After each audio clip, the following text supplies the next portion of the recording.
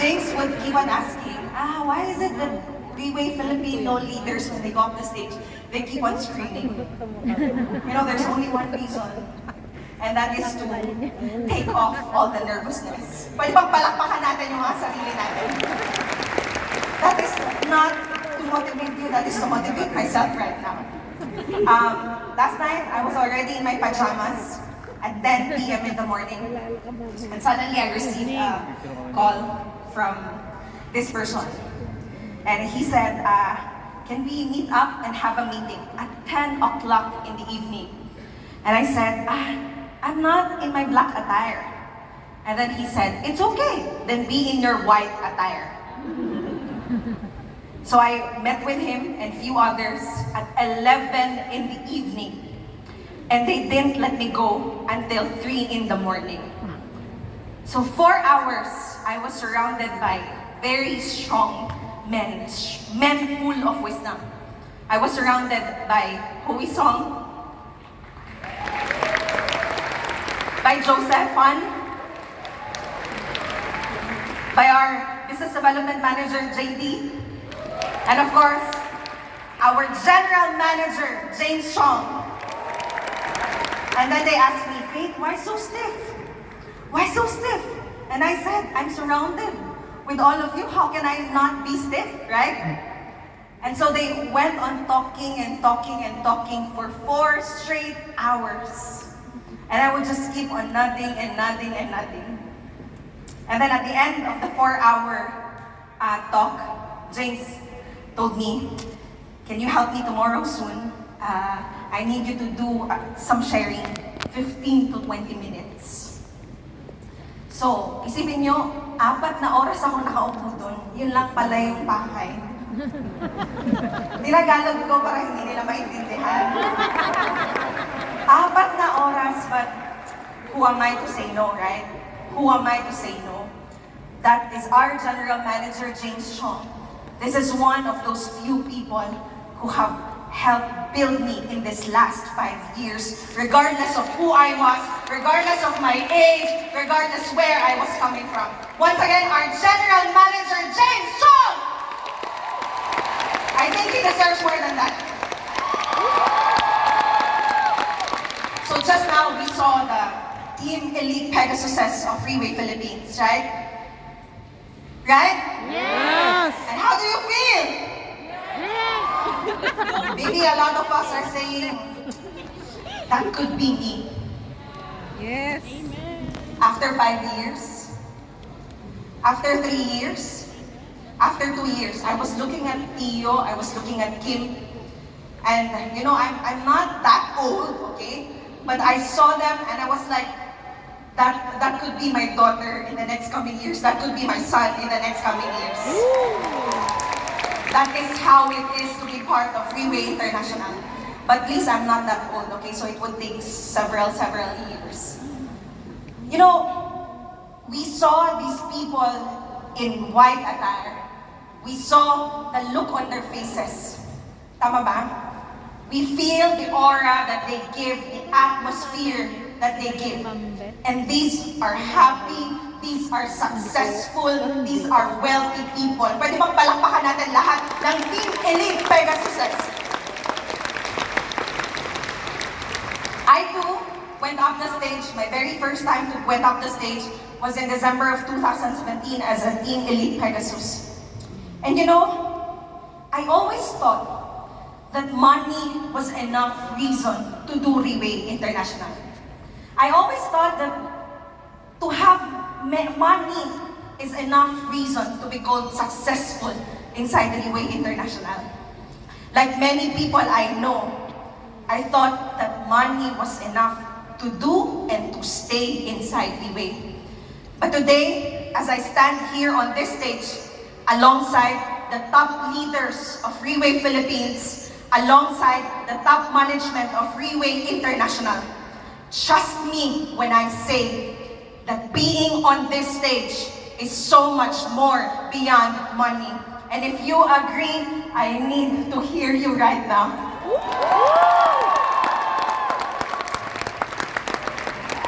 We would always think that what we lack is the what and the how in the business.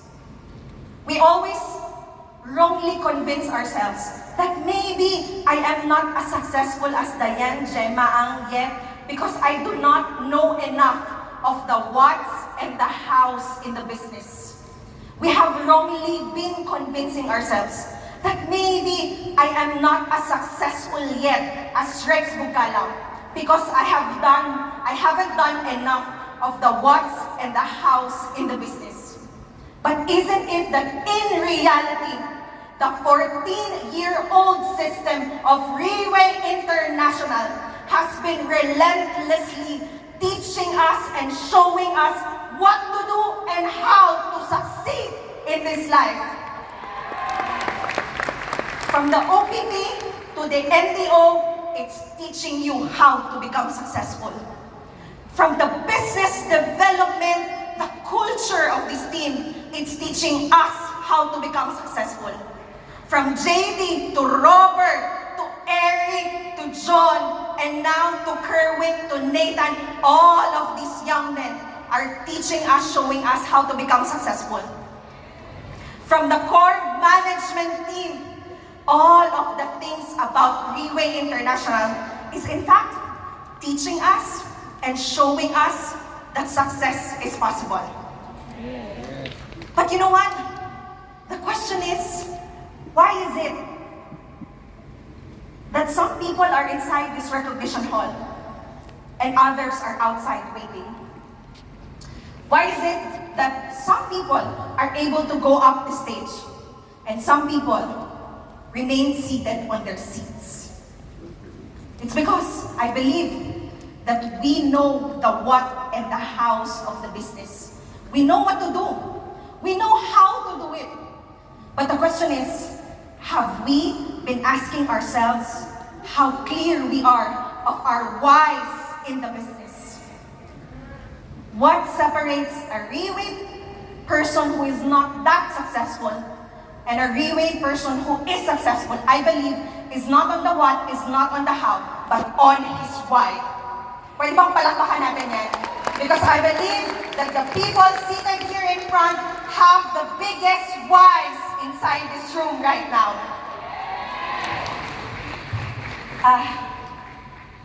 See, I'm getting nervous.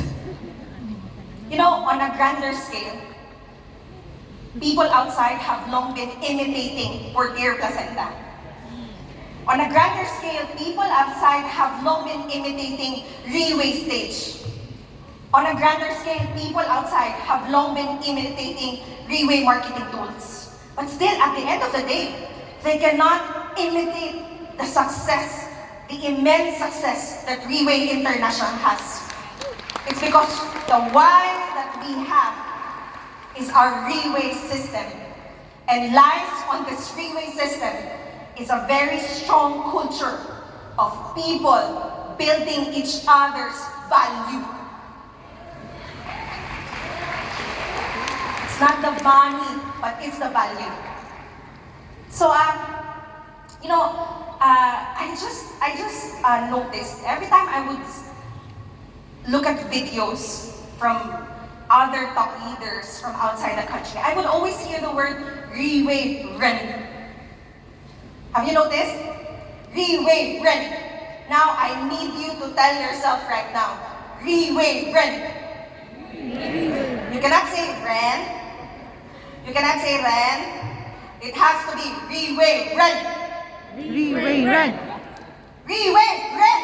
Riway Ren. I am successful because I am Riway Ren. Because I am a Riway person, I am a person of so much value. That is you, Riway person. Riway Ren. And how is it to become a person of value? How to truly become a person? I'd like to emphasize two things tonight. Number one, to become a Riway person is to have a completely different perspective or take on failures. Outside Riway International, it's as if failure becomes a person's identity. But here inside Relay International, we understand that when we commit failures, when we commit mistakes, it's not equivalent to us becoming a failure. But rather, mistakes and failures are just mere experiences that we all have to face. These are just mere experiences that have to be dealt with and have to learn from. Tama ba? Second meaning of how it is, igawas ang pagkabisaya, to become a Relay is to have a different take on the word success. You know, growing up, I grew up to the story of the hare and the tortoise. Are you familiar? The hare and the tortoise. Tortoise. Sa Tagalog, para maintindihan natin lahat, ang koneho at ang pagong. As a Filipino, I grew up having this kind of mindset that real success is slowly but surely. Slowly but surely. But Relay International has completely transformed my mind. What is this kind of transformation? That it is not true that a person can truly become successful even though he is slow, even though he is weak, even though he is passive, even though he is incompetent, that he can still be successful if the competitor keeps on napping every now and then. Am I making sense? Yes. But today, as a Relay person, we understand that speed is the key. Speed is the key. Can you tell the person next to you right now, speed is the key? Speed is the key. It only means that we understand that we have no luxury of time, that success won't wait for us. We understand that success must be swift and fast. We are fast, but we do not rush. We do it fast, but we do not rush. Are you with me, Relay Philippines? Yes. We understand that speed is a key, meaning no matter what our abilities are, what matters more is the effort and the commitment that we put in. Because it is effort that fuels abilities and turns abilities into accomplishments. That is how to become a Relay run. Thank you so much for that. I still have chocolate bars at home. You know, Relay is not easy money. Relay is not overnight success. Our business can only grow up to the point that we are growing. Relay is not a lottery ticket. If it was easy, then none of us would be in our black attire right now. If it was easy, then there would be not 10, there would be thousands of Mercedes-Benz outside. But you know what? So tonight, why are we gathered here? To be at our best, to look at our best. But for some people, I myself, I know why I am here. I am here to celebrate the successes of the team, the successes of others. But I also know that I won't be just sitting there clapping for others. This event tonight, this event is to bring us back to our whys. Why we started doing Relay business in the first place. Why are you here? Why are you waking up in the morning? Para kanino ka bumabangon? It's not about the what, it's not about the how, but it's how much you have faith in your why. Today, before tonight ends, and it won't be ending anytime soon, okay? There's still a lot more people to be recognized. Our goal tonight is to give ourselves another reason why. Why Relay? And why is it that you're going to be the next person who's going to go up the stage as the next Team Elite Pegasus, as the next top leader of Relay International? And only those who have the biggest faith in their why can actually achieve that. Maayong gabi sa tanan and have a wonderful evening, everyone.